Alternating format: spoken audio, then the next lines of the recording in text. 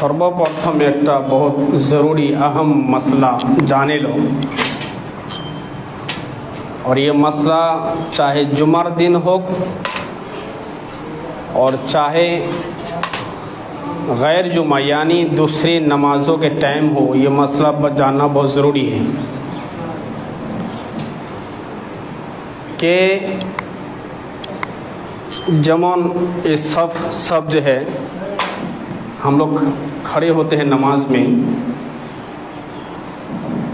तो यार मध्य कोनो नाबालिग बच्चा यदि लाइनत दाঁড়া যায় तो समझाए बुझाए बच्चा का तो पासत के दिबेन या फिर एकदम साइड के दिबेन।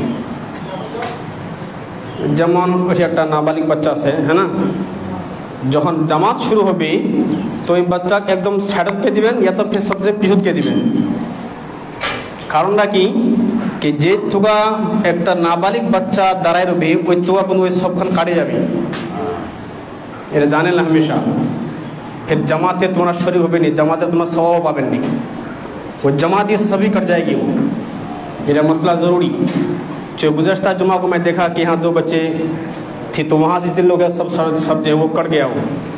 अब यहाँ से अगर एक नाबालिग बच्चा यहाँ अगर खड़ा होगा तो वहाँ से जितने लोग होंगे वो सब जो है जमात से बिल्कुल कट जाएंगे।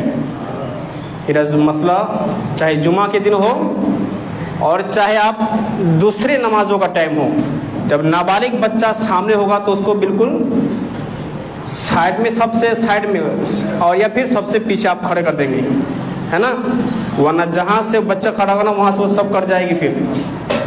इसलिए ये सब मसला जानना बहुत ज़रूरी है दोस्तों। चाहे गरीब नवाज मस्जिद हो चाहे कोनो भी मस्जिद जुमा हो, যখন নাবালিগ बच्चा 10 साल से 10 বছর এতি বয়স মতো নাবালিগ, আর যদি 10 বছর বয়স হয়েছে কি বার বেশি হয়েছে তাহলে বার হওয়া পারে, है ना। এটা মশলা ধ্যান के रखबेन।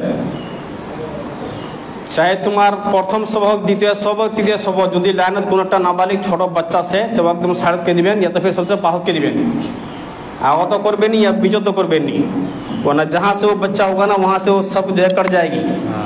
हाँ, ये ध्यान जो है ज़रूरी है।